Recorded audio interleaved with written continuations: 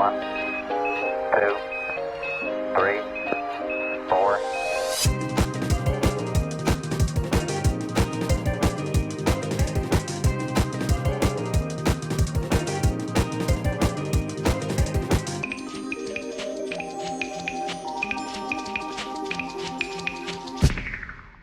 Welcome back, guys. Welcome to another What's episode up? of Breakfast with Brothers. I hope you guys didn't miss us too much. I know we took a bit of a break there, but we're back. We're not black. We're chilling. Always killing. Hanging out, doing nothing. So So what's up? today we have, Introduce our homie today. yeah, I was just about to. Today we got a very, very close friend, Joshua Bellis. So, Josh, please introduce yourself. Let the people know who you are, what you do, Yeah. everything else. So I'm Josh. I met Lordy and Cody as freshmen in college. We came in together. Uh, both drummers, hitting shit, just growing up, doing that kind of stuff. Since then, I moved to Boston, and now I go to the conservatory over there, and still hitting shit. Say, how is it in Berkeley there? It's not too bad. They got a good program. They got a lot of professors that are pushing great ideas and pushing for quality music, which I really enjoy. Yeah, I Yeah, mean, you would hope for it, right? yeah. But Uh, yeah, I met Josh, and we've had a very interesting relationship. Um, but I think it's only ever gotten better as time goes on. yes. As time goes on, time heals all wounds. But But yeah, so he's got a few topics for us today. Um, I guess we'll probably start with a nice little story from Josh that he really wanted to talk about a nice homeless man living outside his window. yeah. So one day it's probably 8 a.m. in the morning, and I'm making breakfast, and we got all the windows closed, but I just hear this like gurgling sound almost, and it kind of sounded like somebody was being waterboarded, to be perfectly honest. And I'm looking around, and I'm like, where is this coming from? No idea. Looking around the apartment, and I open up the window, and it gets louder, and I can't see it, but I can like hear the direction it's coming from, and it's kind of just down behind our apartment. And at that point, it just sounded like somebody was being waterboarded, and I text my roommate, and I go, "Hey, I started hearing some strange noises. If this is what I heard, go see if you hear that. Like what while I leave." And a couple of days later, they're like, "Yeah, we heard it, but we heard it today." And I'm like, "Really?" So this starts going on, and then it starts happening more consistently, and then it gets a little bit more guttural. Just this literally just barbaric scream, just like loud. And some days it progressed to the point where it would be hours on end. And we finally discovered that it was the homeless man that lives in this little hole, like kind of under our apartment behind it. He's got a mattress down there, and Oh my god.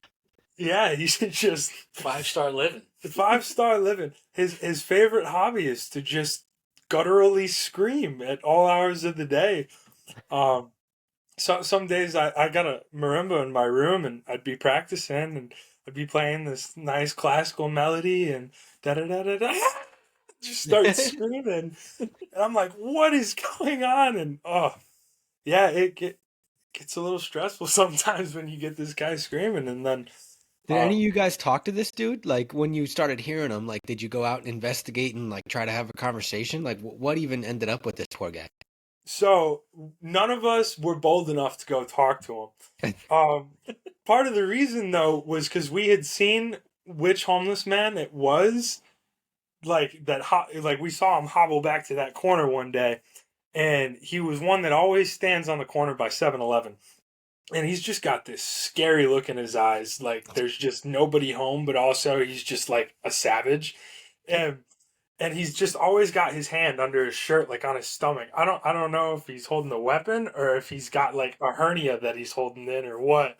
But Probably both, dude. I mean, probably both. So Man is for strapped. those reasons, we never confronted this man.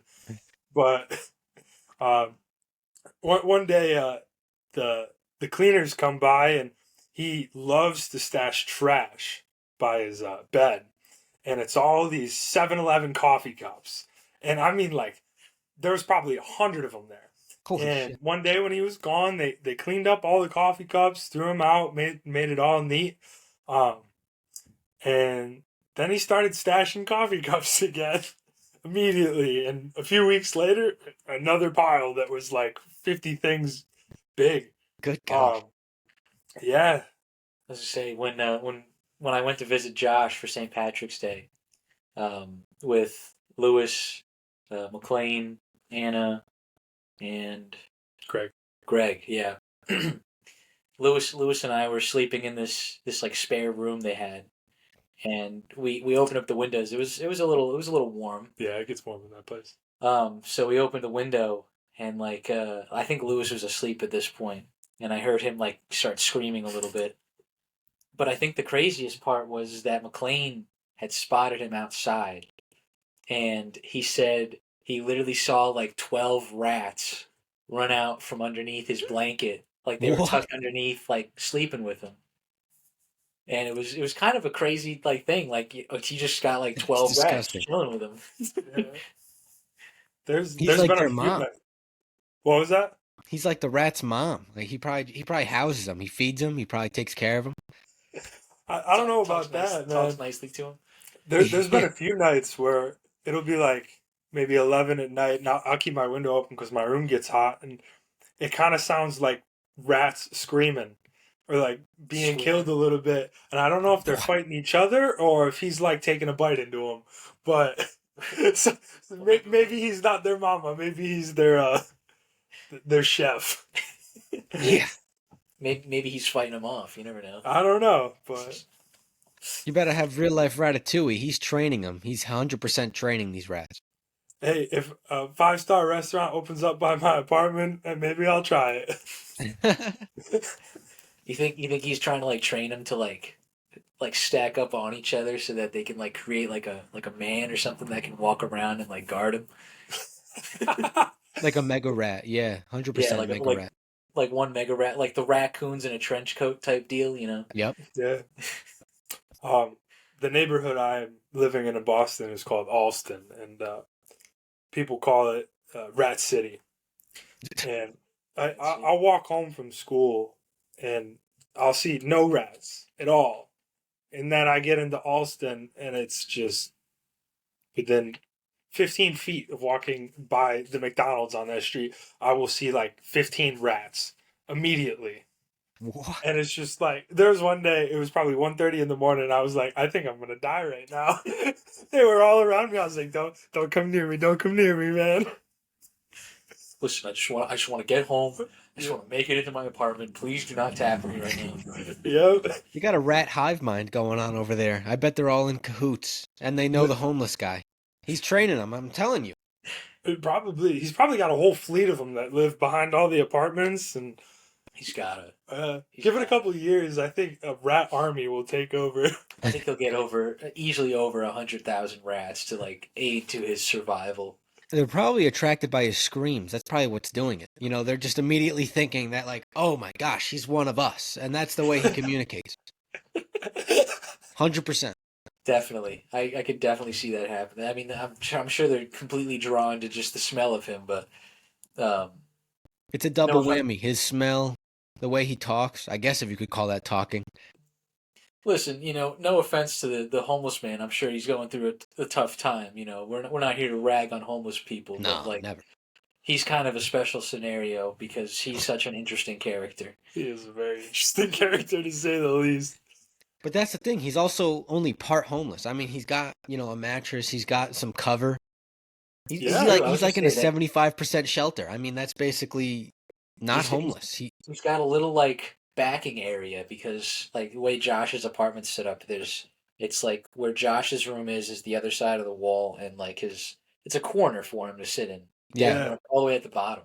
They kind of Uh-huh. built this like one room extension that goes 3 stories up off of the apartments just so they could get the more square footage into the into the lease deals. But the bottom part is just on stilts, so there actually is like cover for it too. So the mattress sits under that. It is basically a domicile without walls. Yeah. So yeah, He's living luxury right now as a homeless man. yeah. We got to send this guy a care package or something. Maybe a rat pillow and maybe some snacks to feed his rats, like pet food or something. Like, what kind of snacks should we get him? That's a great question. He probably likes anything. I bet we could just get him like a stick of salami and then maybe like a few pegs of like unpopped popcorn. Then he could just feed Colonel straight to the rats. I think we should just give him a 7-Eleven gift card for all the coffee cups he has there. Like a $50 7-Eleven gift card. Yeah. You just buy coffee every morning. Yep. Yeah, that would be a bad idea. Yeah. I wonder if they gave him that punch card, where it was like buy, 10 coffees, get one free. He probably gets a free coffee every 3 days, dude. If he's stacking cups like that. Unless, question, is he gathering these cups from like trash cans around 7-Eleven, or is he actually buying coffee? That is what I don't know. I'm Mystery, assuming that he uses the money that he gets from just people from begging to go buy 7-Eleven because it's one of the cheapest things around there. True. Right, yeah. I don't know what else he's eating, so he's definitely peddling, I'm sure. Yeah. If he's actually peddling anything, I don't know, but he's definitely asking for money, I'm sure. Yeah. He does street music with his gurgles. I think that'd be smart. Dude, I was thinking he might throw on a show with the rats. Maybe that's what he's training him for. Dude, he's putting on shows with rats. This dude's having rats like do something crazy like drive RC cars around or something. I'm sure of it. I could feel Like something weird, bro. Race on a little track or something? Dude, yes. Yeah, yes. Or they race each other. Fuck the cars. They just race each other. See, I would definitely pay for that. But this dude's onto something. What was that? I said this dude's onto something. Oh yeah. Did you want to tell Zach about what happened with your? I guess it was your landlord. Yeah, it was the building management and my landlord. So, I'm a very honest human being, and I don't beat around the bush when I tell people stuff. So, the Boston housing market, people are coming in all the time to look at apartments, and our apartment in particular has been a little bit hard to sell. And there was one day that prospective tenants had come in, and they come to ask me some questions. Well, I don't beat around the bush when answering questions, so I just told them straight answers. And apparently, the real estate agent that was with them thought I was being a little bit too critical, so they told our landlord about it and exaggerated a little bit because the landlord had given us some of what they had said to them, and she was like, said I criticized the apartment for 45 minutes. They were in our apartment for like 15 minutes. I was saying, there's no way they were in there. Yeah, that was a gross exaggeration, but they were just asking questions about like, how's the water pressure? And I'm like, water pressure is great because it works great. And how's the heat work and that kind of stuff. And anything that was good, I told them it was great. But one of the questions they asked was, how's the sound or noise level around here? And I go, well, it's not bad, except for the screaming crackhead. I told them about the screaming crackhead, and I think that might have been the straw that drew the line for management. And we got this very long email, and I'll have to pull it up real quick. Should have had it handy, but it says unacceptable conduct during recent apartment showings, and just goes on about saying how those actions are unacceptable. And it says such actions are completely unacceptable and are viewed as a deliberate attempt to deter potential renters. That they said it was deliberate. That's what really made me mad, though. It's as if you put that crackhead there. They're just insinuating that because you moved in, you're the reason this crackhead is around. Like, what exactly. kind of BS is that? But anyways, they were like, if you have problems, you should take it up with us. And, well, the reason we didn't take up the crackhead with them is because we did not think they could do anything about it. Sounds about right. Which has turned out to be slightly true because we got what? There's another email not too long after that where they were saying that building management has informed us that they had the vagrant behind the building removed via the police. Unfortunately, he came back 30 minutes later. Wow. And then he kept coming back and back. They actually had police like protect the cleaners so they could clean up all the trash, clean up the bed and mattress and stuff. Yeah. Just to make sure that the guy didn't like come after him or whatever. But I mean, he's still there. Management has been unsuccessful at getting rid of this homeless man. Impressive, really. Yeah, his will to stay with his rats will not be deterred. Listen, he's got to do what he's got to do, you know? Yeah. Well, it's crazy because like they can't really do too much either. It doesn't sound like he's really all that violent. He just sounds loud and unkempt. I mean, if the police Yeah. could kick him out of there and he just comes back a little bit later and he's not disturbing the peace or doing anything wild, it doesn't seem like your landlord or anybody else is going to be able to figure out a good solution. You're going to have to like build him a home somewhere else under a different apartment, or maybe I don't even know, pay for a hotel room for like a month or something like that. Just start shooting dumb ideas at your landlord. Just really piss him off. Well, they told us every time we see him that we should just keep berating the police to get rid of him. But it's like, do we really want to just berate the police in all of our time? That's kind of just annoying. Plus, Dude, eventually I they're just feel- going to ignore you anyway. Yeah. Exactly. As I say, they're not going to do anything if you keep badgering them about a problem. Yeah. Obviously, they got to do what they have to do, and in some cases, they can't stop Yeah. Yeah. them. And this is one of those cases. I mean, the other thing is too is that like your apartment isn't even like I don't know how you could badger your apartment. You talked like relatively well about your apartment. It's a nice apartment for Yeah. what it is. Yeah, like, sure, maybe a little expensive, but that's Boston. But like So wait, when I side visited question, real quick.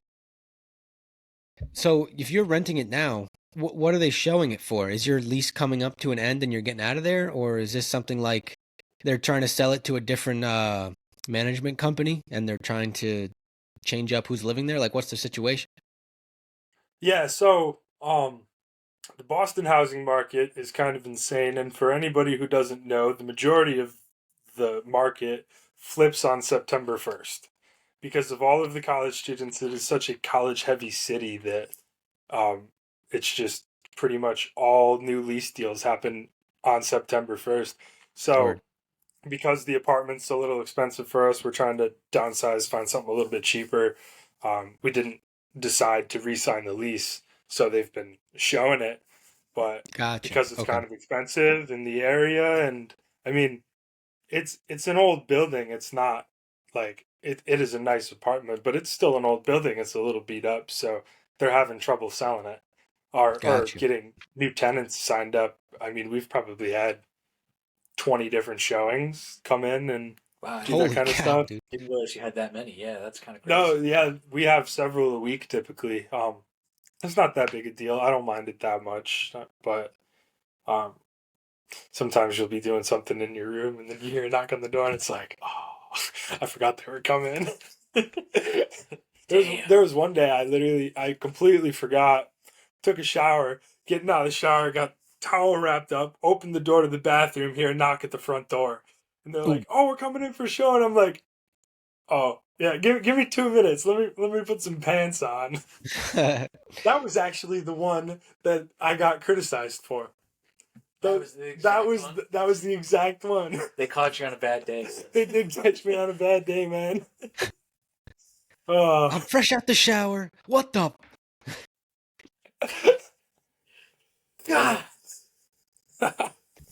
Yeah, but yeah, that housing traffic in Boston, one of the worst days of the year is September 1st because everybody's moving in and parking on the streets and blocking up traffic, and you got people renting U-Hauls and all that stuff that don't know how to drive U-Hauls.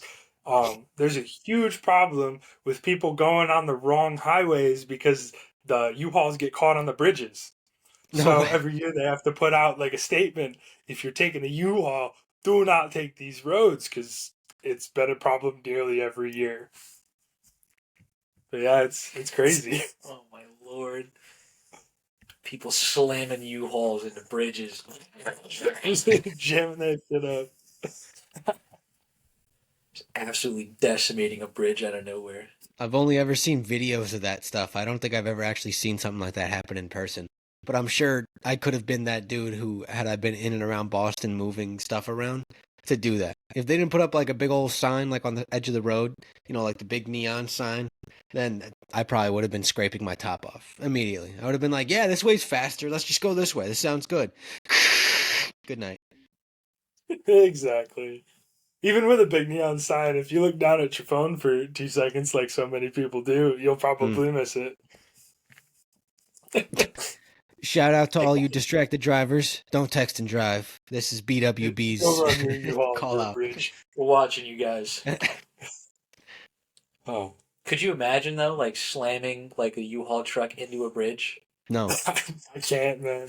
Oh, See, there's the two scenarios that happens though. If the bridge is low enough that it catches the top and like hits like Yeah, a peels wall, it back. or you get the scenario where you like get under it, but then you wedge in later. I feel like that one would be so much harder to remove because you're actually like jammed in. yeah, you're Where if you stuck. just dude. hit like the front of the bridge, I feel like you could probably clean it up faster as an emergency crew. But getting them jammed in there, whew, I was gonna say that's gotta be fun pulling them out. yeah, you probably actually got to like cut them down to be able to get them out, to cut the metal a little bit. And Yeah. like cut the roof of it, Yeah, like at a certain point, so that they can actually just drive it out. well, they'll probably have to tow it out, but Nah, that thing will be able to drive out. yeah, maybe. It's a U-Haul Probably. truck. That thing's definitely seen better days, more than likely. Yeah. That thing's a tank. So we had a Gamelan concert in Westport, Connecticut. We had to rent a U-Haul to move all the instruments, and on the way back, I was riding with the guy driving the truck, and there was a warning on the dash of the U-Haul truck that says, "The floor may get hot." There was actually like a warning. There was legitimately a warning that said the floor may be very hot or may Oh, get boy. hot. I don't know exactly what it said, but we get back and the guy picks up his bag that was sitting on the floor and he feels the bottom of it and he goes, "Yeah, the floor gets hot. Better not get your groceries in there and have some ice cream or something. That'll be gone." Like, is it the floor, like within The floor within the cab. within the cab? Yeah, Okay, like so that where was it. where your feet are when you're just sitting there driving. The engine's too hot, I guess, for... It's That's just weird, amazing. dude. Yeah. He's like, yeah, you're gonna be good in the middle of winter. We got a little sauna in the cab. Everything's gonna be fine. Nice little. You don't even have to turn on the heat. Yeah. It's just amazing to me that there was an actual like warning sign that said the floor will get hot. That was the first thing I noticed when I hopped in that cab. I was like, really? So you look down at your shoes; they're just melting into the floor. Yeah. Yeah. Oh. Now that would be a U-Haul experience. Get out of the truck, you fall out of your shoes. It was like, yeah, so I took a rental. It cost me like $250 and a pair of Jordans. What do you mean? What do you mean a pair of Jordans? Oh, they got stuck to the floor. They what? Literally melted to the floor. Like I cannot remove them. Whoever's sitting in that seat next will have one nice shoe to sit into. That's so weird. Yeah, no, I Like, I, what? I don't think I've ever witnessed anything like that. The floor will get hot. It's not even may get hot. Will get hot. Yeah. Speaking of stuff getting stuck on the ground, there's a little... You remember that barbershop down the street from... It was like Fast Eddie Smoke Shop, and it's half a smoke shop, half a barbershop. Oh, yeah, right there on the corner. I've barely seen anybody get their haircut there. More recently I have, but the whole first 5-6 months of living there, I'd never seen somebody sit down for a haircut there. It was just like selling weed, bongs, and that kind of stuff. Right. But in the concrete right outside, somebody just stuck an old metal pair of scissors right into the concrete. Oh, It's not oh, even yeah, an no, I imprint. have It's just seen stuck right into the it. concrete. Literally a Yeah. pair of scissors just Yep. chilling right in front of the door. Sick. It may have been intentional, like the Oh, it probably was, for but the barber shop, because whenever they repaved that sidewalk, I'm sure they stuck it in. yeah. That's got to be pretty cool though. But yeah, like I did notice that when we were walking by it, because I was gonna say, I think yeah. But somebody dropped their scissors when they were redoing the concrete, man. No, my scissors! Yeah. Those are my good clippers, man. So did you go and get your hair cut by them, or did you just add to the, the low amount of people that you never saw inside? I added to the low amount of people I ever saw inside. I went in there once to buy edibles, but I did not get my hair cut there. Actually, I don't even pay for hair. I haven't paid for a haircut in a long time. I always have my friends cut my hair because I'm Nice. not picky about it and it's cheap. Um, the last time I got my hair cut, one of my friends from the conservatory did it, and we went out back behind the school by the dumpster, and they got clippers and they're just shaving my head back, and the conservatory is right across from Fenway Park.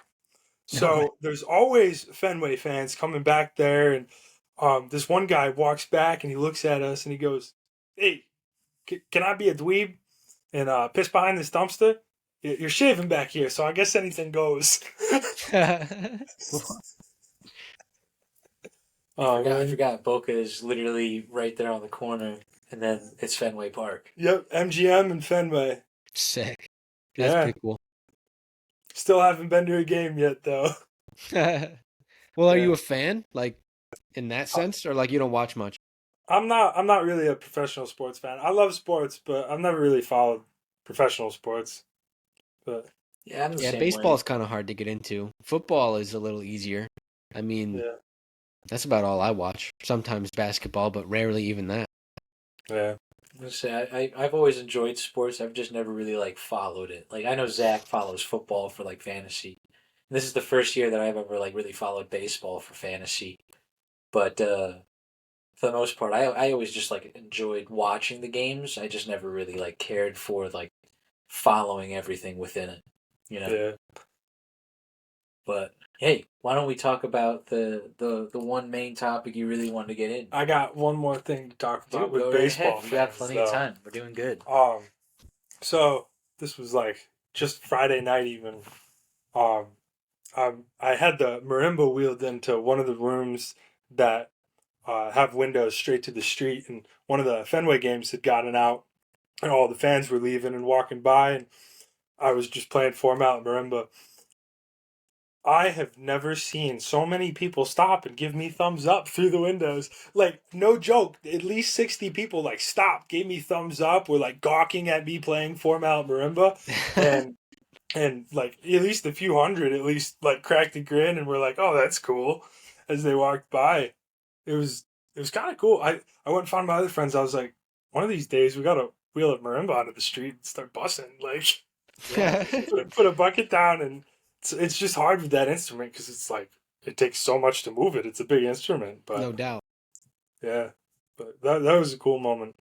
it is pretty cool. Just Yeah. had a bunch of people just Yeah, seriously, and they're probably all drunk too from the game and enjoying the hell out of it. Yeah. There's always the bucket drummer. He's sitting on the street too, but I feel like Classic. people have seen bucket drumming enough that it's not a novelty. right. Format marimba, most people haven't seen, so I think Could they hear you? Like, could they hear you playing? maybe just a little bit. But I was just like improvising stuff too. I was just jamming to myself, so it didn't even sound that good. But I was gonna say I figured like they probably weren't able to hear you even if they were like if everyone was getting out of it the would have game, been super muffled way if too they loud, did. yeah. Yeah. way too loud to hear it. So that's a shame, but that's still pretty cool though. You got a bunch of people just giving you thumbs up and going crazy for it. Yeah. Could you hear them shouting at you though, like through the windows? Muffled. That's why I thought they could maybe hear me a little bit, but not too much. So the conservatory is fairly well soundproofed, as Just say it's you pretty quiet. would hope it is. I mean, it's in the heart of You the would city. hope. Yeah. Getting construction vehicles going. I mean, there's been construction down that street all year. Like, I don't think they've taken the cones down from working on the street literally since I've been at school there. Classic construction workers. That sounds like just about everywhere I ever see something go up. It's like the moment you see cones, it's like, oh, there goes 2 years of time. Road's gonna be, going into 1-lane switches for like 6 months at a time. You're gonna have to worry about watching out for construction workers jumping in the road to go buy McDonald's or something like that. Such a pain. Yeah. Dude, construction can go on, and it could be the simplest thing that they have to do. Maybe just like patch like one area of the road. They'll have cones for miles down. They'll close the right lane for miles, and like it'll be there, like Zach said, for 2 years. And then you know what they said? Oh, we still have to do other things, so that's another 2 years. Yeah. But it's another patch they're fixing. They fixed the one patch, so they're going to the next patch. By the time they fix that patch, they got to go back to the first one because it's fucked up. Oh yeah, exactly. Yeah, it's Yep. good. 5 years has passed since they fixed the first patch, so they got to go back repair that. Yep. But Did you have anybody coming out of Fenway yelling, well, I guess since you couldn't hear them, I'm imagining there was someone coming by with their thumbs like, yeah, play Freebird, yeah. Every time they have an opportunity to do it, they'll do it. I know someone had to have said it. Hey, that was always Vinny for I was us. saying, Vincenzo Lacerbo. love him to death. Did you ever get to meet Vinny, Zach? Yeah, of course. Vinny's a beast. Vinny is a beast. Oh, I just remember that man's recital. That man just wanted it to be like a house party. Yeah, he wanted us to like get up and start yelling like, yeah, yeah. Oh, Meanwhile, he's like playing like, I guess like half of it was sort of like very, I don't even know what to like. classical Yeah, I percussion. guess classical percussion, very like quiet pieces. Some like very very intricate, getting into it, and then like the other half of his like pieces were a little bit more jazzy. He wanted to let loose a little on those, I think, more so. And that's when he wanted us to let loose Yeah. too. And I forget who was saying like we will not be doing that. I think Vinny was told that no one was allowed to do that kind of thing. Yeah, I think the administration heard about him wanting it to be like that. It was just like, I don't remember specifics, but I just remember someone telling him that he's not able to like say like, yeah, everyone get rowdy. that's kind of a good transition if we wanted to jump into that topic. Yeah. We're thinking about talking about the performance practice of audience members for different genres of music, and I guess we can start right at classical. Is just it's always right sit there, be quiet, and enjoy the music, but don't clap between don't clap between movements, Yeah. only between pieces, and you just got to sit there and be quiet. And it was kind of Vinny wanted to change that for his own recital, which honestly I think he should have the right to do that. Yeah, It's his own 100%. music, it's his own program, but our administration was opposed to that, which is kind of sad because I know it would have been really funny. it would have been not even funny. It's just kind of cool. I've always kind of had the same thoughts of if you keep an audience so quiet, it feels like they don't have the ability to interact with the performer, and I feel like a lot of performers feed off the vibe of audiences. Yeah. And the classical music audience doesn't give you as much of a chance to do that. That's very true. I mean, like, a lot of the time you're sitting there for, in some cases, like an hour, 2 hours, maybe even three in some circumstances. Like if you're going to see like, the Philharmonic or something, they're going to put on longer pieces, or any symphony orchestra where they're going to really, have some time that you're going to be sitting there for a good amount of time, where you're basically going to be quiet and just listening to everything. And like you really don't want to like be like moving your legs around, your hands, or like making too much noise during these performances. So it feels in some ways like restrictive to what the audience member can like truly do. And so in that point you start getting people that might be a little restless, want to like get up or do something, or like just really enjoy the music. And some people do enjoy classical music like that, where they really get into it. Yeah. One thing that for me, going to so many classical music concerts, with that being my major, I always find myself sitting during these quiet pieces, and I just feel the urge to cough. Always. And it's like you feel like you can't cough because it's like you don't want to disrupt the music, and you're sitting there, you're trying not to move, trying not to make anybody notice you to take that away from them watching the performance. But sometimes I like start choking on the cough, and like you start getting that gagging feeling, and you're like, You're sitting there like, Yeah. and then sometimes you just gotta let it go, and then you feel bad about it, and it's like it's kind of a shame that the classical music audience is so strict like that. That it feels like sometimes you sit there and you have to make noise, and then it feels like you're ruining something by doing what you have to do. yeah, the extra noise of just being Just a tell him to human. play Yeah. louder. Like, come on. If you play loud, you won't be able to hear my cough. Exactly. So how do you feel about classical music, Zach? What is your opinion on being an audience member in a classical performance? I mean, I've sitting through enough, like going through early high school and then a little bit in college, and I don't know. I've always kind of experienced the same things, like those dry coughs, or you know, getting a tired butt after sitting around for 2.5 hours of performance. That's probably one of the worst things. Feel like you get up, you have to limp out because you sat around for so long. Yeah, I know your Um, ass hurts, right? but yeah, I will say one big thing that I always had trouble being able to time correctly was not clapping between movements. You know, that was something where it was like some people had a lot longer of a pause than you should between movements, and it just feels like, oh, that's the end. Oh no, it's not. Okay, got it. You know, Yeah, I'm like 4 claps deep, and it's just like, oh wait, never mind. I'm so sorry.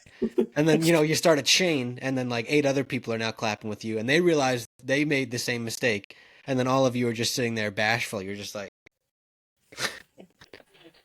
yeah. I will say sometimes there's like a long pause, like between movements. It's like, is this the end, or are we going to the next piece? Like, what's going on here? Yeah. But I always now it's like I always wait until everyone else starts clapping, just because Exactly. I've made the mistake before, and I don't ever want to do it again.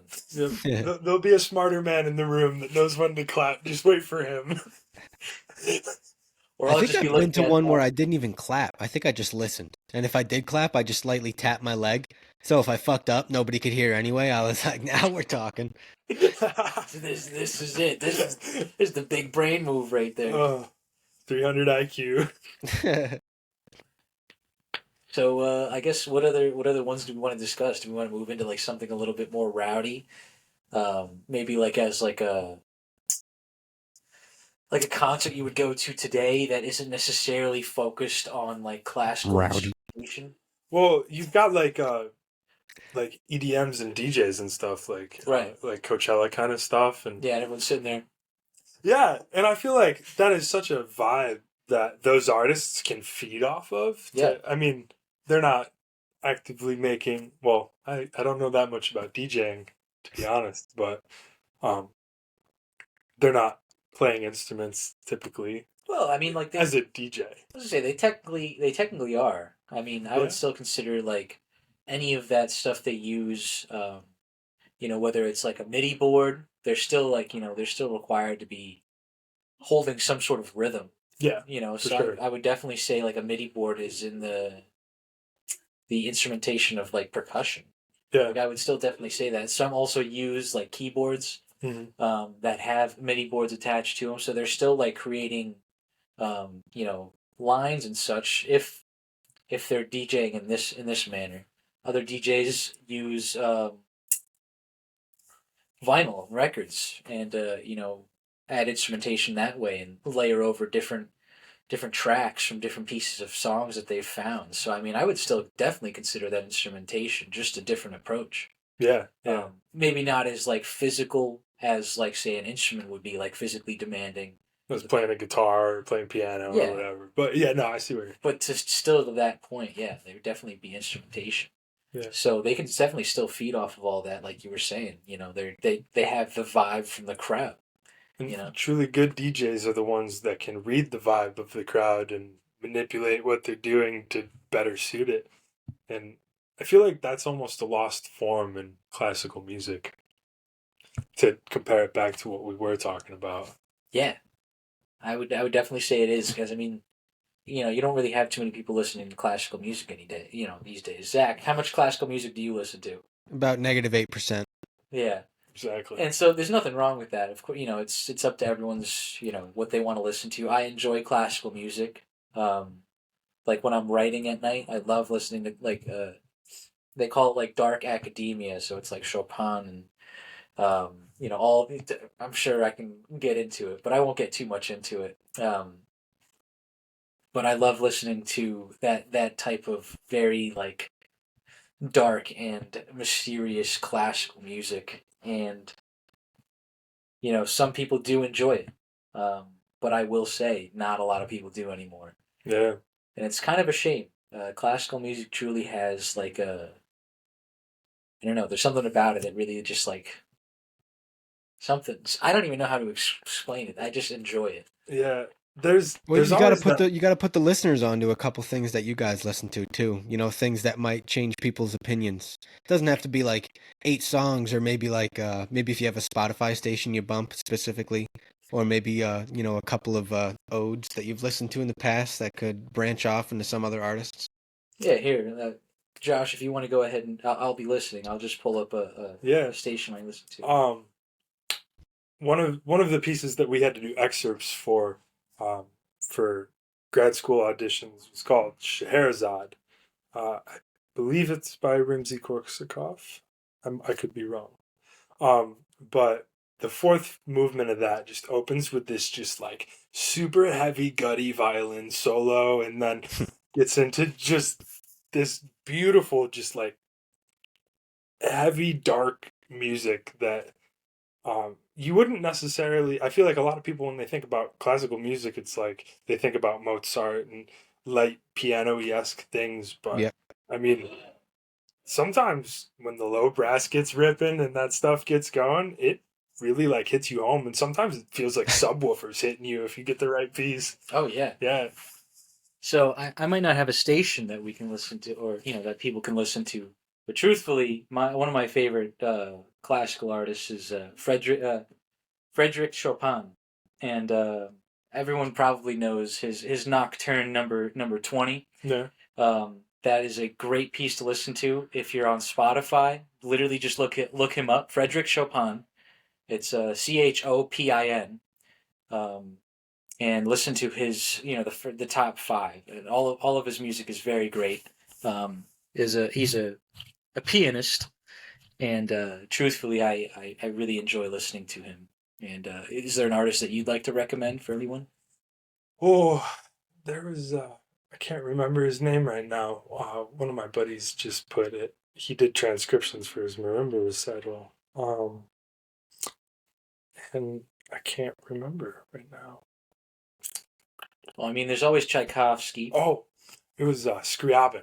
Scriabin. Yeah, Scriabin. He's I think he's more of a 20th Wow, what a century name. composer, and apparently one of the pieces that my buddy put on his recital was supposed to be about sex, and there was this one moment in it that it was supposed to reflect like the feeling of being tired after sex, like that's the emotion you're trying to convey in the music. It was actually written in the music to do that.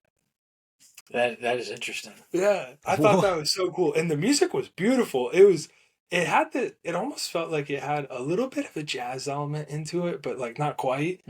Um, but still definitely that classical music aesthetic that most people would consider, and it was super fascinating to hear, especially on marimba. And this was like new age classical, like I believe so. I don't know too much about it. I just know from what I listened to him, but that is his favorite composer. interesting. Okay.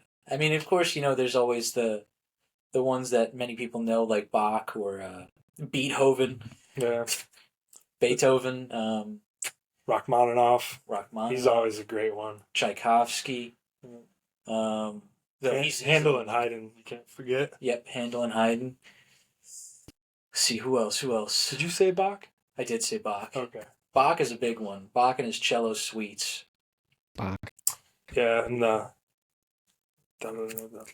the cello suites, the violin partitas and sonatas, and then Right. Yeah. as well as the fugues and stuff. A lot of people play The those. fugues. Yes, I forgot. I mean, there's so much Bach music. The thing with the cello suites, Zach, do you know anything about the cello suites? I don't think so. Maybe I played a couple of them, the instrumental versions for band, through high school. But Yeah. So apparently, the Bach was never actually famous while he was alive. Oh yeah. Did you know that? Yeah. No, he was Um, not. so interesting. I did it not. was That's kind of after he wild. had died that people. Yeah, it was after he died that people started finding his music and were like, "Oh, this is super cool."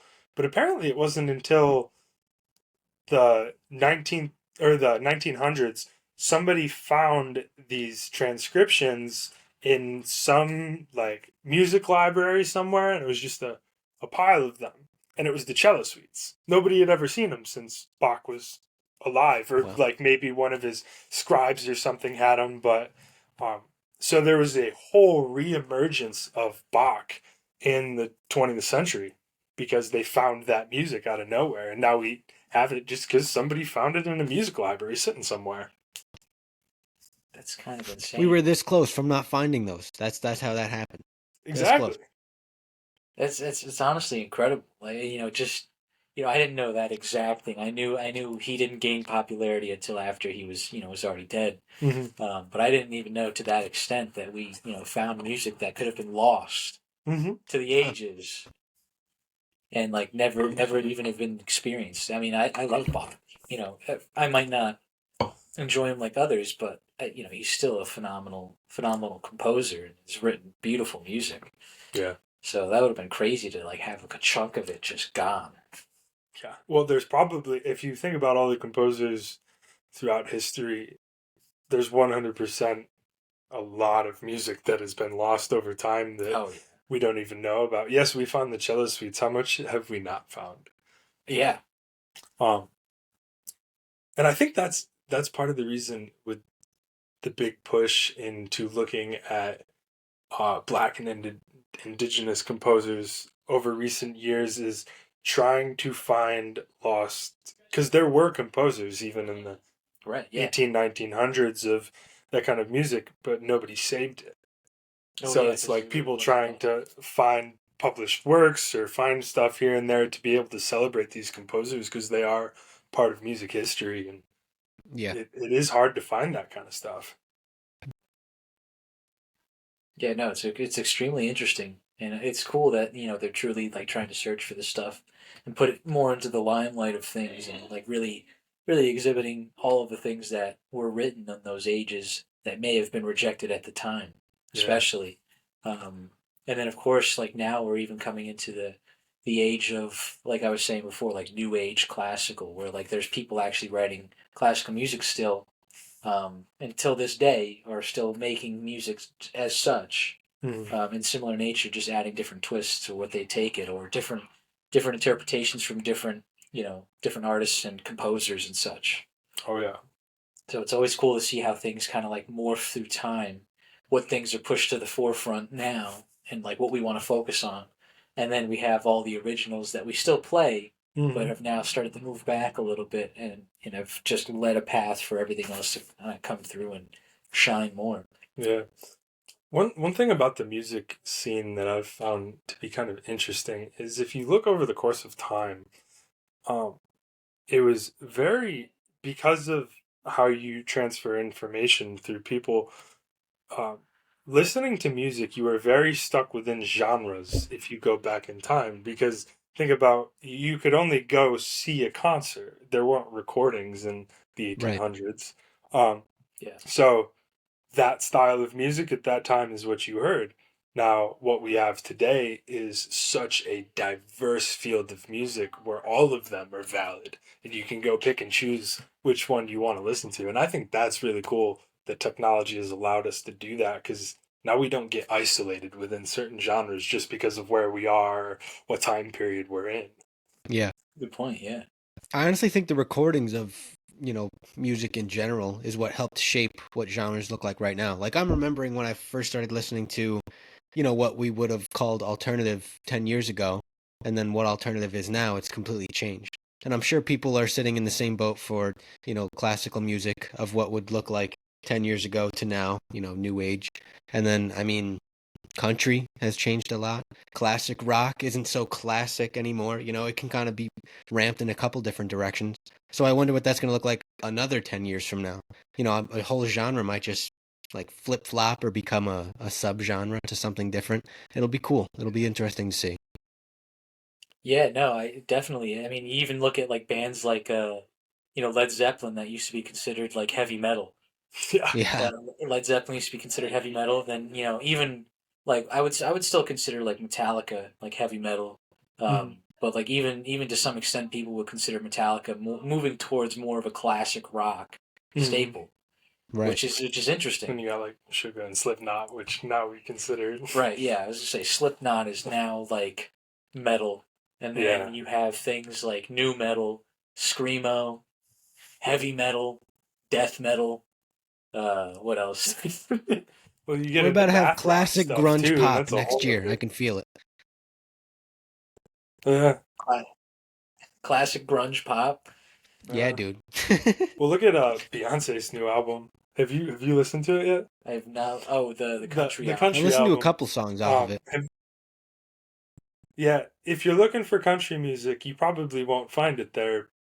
But well, because it's not exactly country. It's a blend of genres. Um, Yes. there is 100% a pop vibe to it. I've always listened to country music, and it is one of my favorite genres. And listening to that, you can appreciate country elements, but no, I would not consider it necessarily country music because it is blended with something else. It is adapted into another thing that you can't really try to put it under this category now. It's its own thing. Yeah. Yeah, Beyonce kind of blew that one. She like had that R&B poppy vibe, like you said, and then tried to make fake country out of it. I don't know if she was aiming for anything like that. I mean, the couple songs that I listened to were okay. Nothing to write home about, but she's Yeah. definitely not washed up by any means. I'm sure she'll come out with something, but I think she was reaching a little too far with that one. I think it was in one of the songs. It makes a statement about like a lot of music listeners need to kind of step away from the boundaries of genres Mm, and appreciate a piece of art for what it is and what category it is. So like, and that's kind of why I say her album's not country music, because if you try to view it as country music, you'll be disappointed. sure. But if you try to view it as its own thing, um, which I think a lot of artists are pushing for, is like I'm trying to make my own music, and it's not really like I think one of my buddies said Post Malone. Post Malone had this one quote. Somebody asked him what genre he plays, and he goes, "I play Post Malone." Like that's that's what it is, and I feel like um, not every listener necessarily understands that a lot of artists are just trying to make their own thing. It's not necessarily I'm trying to fit into this genre or this category. That's a really cool Yeah, way to look at it, though. I respect Post for that. That's cool. I mean, because, you could literally slap whatever onto him. He started with a little bit of like poppy rap, and now it's, stemmed into more sing-songy, like that alternative-ish kinda, but still pop to it. But that's just a thing. Like you could generalize, generalize, generalize, and just put whatever you want into Post. But that's cool that he said that because I never, thought to think about other people that way, other, musical pieces, etc. Mm-hmm. yeah. No, I mean, I guess it's kind of cool to look at it. Like, obviously, as an artist, you know, you would want to be like, you don't want to be like grouped in with everyone else per se. Like it's one thing if you're like you choose a certain genre to like Mm-hmm. play in, but you don't want to be just like stapled to that genre. Like especially if you plan to like kind of move out and do other things as you continue Mm-hmm. to grow. Don't let the genre become a shackle. Yeah, and it's like I think a good example of like someone who was definitely I wouldn't say against that, but has definitely like received some backlash. He's even like stated it through his music is like Kid Cudi. Mm-hmm. Like as he's developed like a different sound through the years. Like a lot of people say, "Oh, I love old Kid Cudi," but I don't like new Kid Cudi. Like I don't really like his music now. Um, which is kind of like I mean, it's a shame to me because I love Kid Cudi and like all the music he's made, and I think like every album he's put out has been good in and of itself, like for what he was trying to go for, like the sound he was going for, and what he was trying to like tell, the story he was speaking, and for that matter, like his instrumentation throughout all of it and his lyrics, I felt like kept up with what he was originally playing with, like in the beginning. Hmm. I think it's just as he's morphed into a different artist, the people who originally liked him have now moved away from him because they don't have that, or he doesn't have that original sound anymore. And he's now morphed into a new sound, has kind of changed as an artist, and has been moving up wherever he wants to go. But those original fans have now moved away or are just staying back Yeah. originally. I think Eminem has Yeah. said some stuff about having the same kind of problems throughout his years of developing his sound, but it's like, if you think of from the artist's perspective, what artist wants to just do the same thing their whole life? Right. Like, it would get kind of boring if you only ate one type of food your whole life. Like, why would you want to stick within that genre? And I feel like sometimes the music audience doesn't want to let their artists change into a new path. Oh yeah. Yeah, definitely. I think we could see that in everything nowadays. You got something to say, Zach? No, I was agreeing with what Josh was saying. That was all. You guys might be a little ahead of me where I'm at now. I think I've lagged behind a couple times to be put behind like 20 seconds. Oh yeah, it's just a little bit, but it's not too bad. We're still hearing you come through. We're all good. But yeah, no. But I'd say a lot of artists deal with that issue today. A lot of backlash at people that like listened to them when they first started and have now grown with them and find that they don't like their music anymore. And I'm sure I can say that about certain artists that I've listened to. But it's not like I'm gonna like, oh, like I hate you for making new music that you enjoy to make. Yeah. Uh, Like it makes no sense to me. well, they recorded their stuff. You can go back and listen to it, the original stuff. Yeah, And that's what's cool about recording is if you appreciated Kid Cudi at the beginning, go listen to Kid Cudi at the beginning. You don't have to listen to him now. There are people that probably jumped on the train of his now music.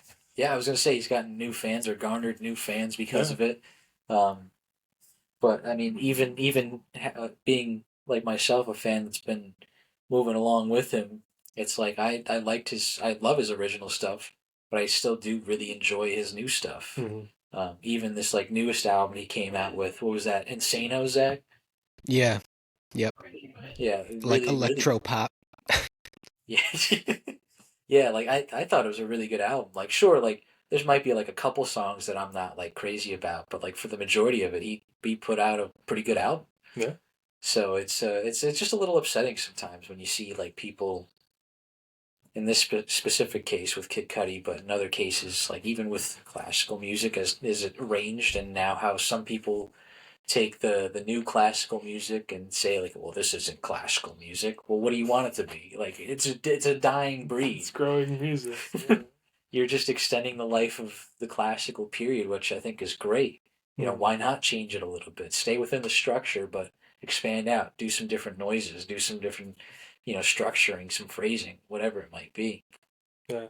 One of the points that Dr. S made when we studied African drumming was yes, this is African drumming, but true African drumming is happening in Africa right now. It's changing, it's evolving. So the stuff that we learned from our teachers that have come to be able to teach us this stuff in school, it is currently evolving and adapting. Yeah. As its own genre. That stuff isn't just set in stone of what it is. It always has to be this. Music is always growing, no matter what genre it is. Right. It's not always going to be just pizza in the oven, Yeah. Sometimes you gotta do a little goat dance on the side. Yeah, with a little waterfall dance. Yeah. Yeah. Or picking the Picking the mangoes. picking the mangoes. Yeah. Pick the mango tree. These are all dances from Pond Logo. From Pond I was Logo. wondering. I'm thinking K-pop in my head. logo. I'm like, what? Dude, yeah. So there's this like there's a whole dance like routine. Like there's moves and everything for certain drumming rhythms and patterns within the actual song of Pawn Logo. Gotcha. So they have a lead drummer and everything. They guide the rest of the drummers through the entire like piece itself, and so everyone else is playing a certain like rhythm pattern for a certain. It coincides with a dance. Mhm.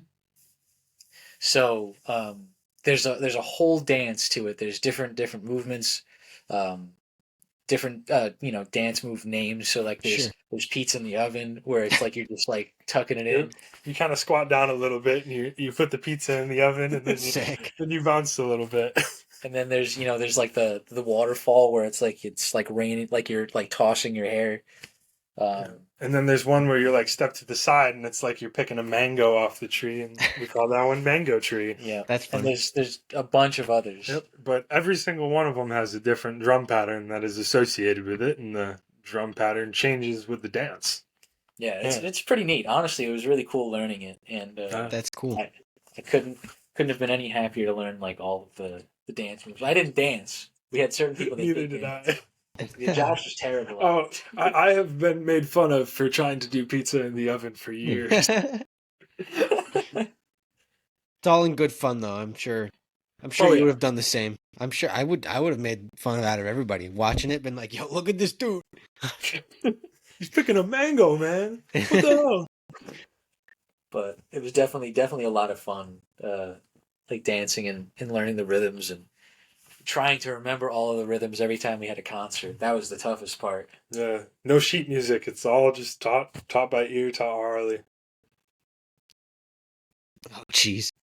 Yeah, it's kind of crazy. Um, every part of African drumming for like our course was taught audibly and orally. We had to listen to everything as soon as we were taught the rhythm, but it was mainly just like play it out and try to figure it out. It's nicely. I always had the Tony bass slap, Tony bass slap, Tony bass slap. She could speak all the rhythms to us. And then that sometimes made it easier because like sometimes when you're looking at the drum patterns, this is a slap, this is a tone, and sometimes it's a little bit hard to tell or hear the difference. So Sure. having her speak the difference, then it's like, oh, okay, that's what I'm trying to do. Yeah. And then it's a matter of actually making a sound like that. But at least you know where you're going. Yeah, I was gonna say because like you're still hitting on, I guess what is it? Two different parts of the drum itself, and you get essentially what, three different tones, possibly four. Yeah, so the slap is more of you get a ping from the harmonics, but you don't activate as much of the drum head. Where a tone, you kind of mute the drum a little bit more as you hit it. You're not actually muting it, but Yeah. it gives more the tone sound of the drum. And then when you strike it in the center with like a full palm, you get the bassy sound of it, all from the same drum head, which is kind of cool. Yeah, and for the instrument we're playing on, for those who don't know, is a djembe, which is literally just if most people know kind of like an idea of what a djembe is, but it's literally just like a piece of wood that's kind of like got an hourglass figure, um, and it's the ones we played with had cowhide, I think it was. I think it was goat hide. Goat actually. hide. Goat hide stretched over the top, as the drum head or the membrane. Actually, some of them on the rims, they still had the hair. Yeah. They'd strip all the hair from the actual head, but the excess that kind of trims down the sides a little bit, they'd leave the hair on so you could like pet your drum a little bit if you were bored. Yeah, it was just I didn't do that. I wasn't a freak. Hey man, we got guys screaming at rats. I think we can pet drums. I wasn't a freak petting my drum. But yes, Josh is right. There was hair left on the drum. But well, I think we're coming to the end of the podcast here, Zach. I think we've had our full fill of an hour with our man Josh here. Yeah, thanks Absolutely. for having me. Yeah, thanks for coming out, dude. That was a vibe. You kept up the topics. We were cruising right along. I was gonna say, yeah, you killed it. This was great. Yeah, We had a great time. good. Like I think I could say that for the both of us. But all right, so I think we'll wrap it up here.